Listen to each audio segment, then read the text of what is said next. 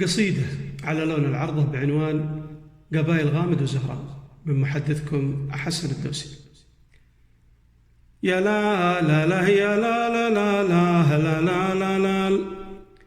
يا لا لا لا يا لا لا لا لا لا لا لا أي لا دعانا القايد يا غامد وزهراني نقبل مثيل السيل قوات ضاربه قبايلي غامد وزهران من صلجود قبايلي غامد وزهران من صلجود نقالة البندق وحماية الحدود تاريخنا حافل وبين العرب مشهود أمداحنا تاج الفخر دائما في زود وافعالنا بين القبائل لها شهود الأصل أزدشنا وثابت بلا جحود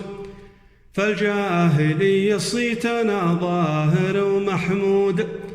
ونصرة الإسلام في مقدم الوفود واليوم يوم السعد في عهد بن سعود حندر على السعود مثل اللحى والعود اليوم يوم السعد في عهد بن سعود حندر على السعود مثل اللحى والعود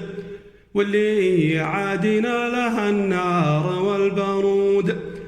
إلى دعانا القايد يا غامد وزهراني نقبل مثيل السيل قوات ضاربه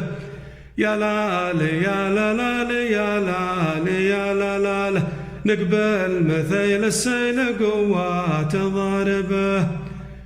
إلى دعانا القايد يا غامد وزهراني نقبل مثيل السيل قوات ضاربه. وسلامة الجميع. حسن الدوسي 25 شعبان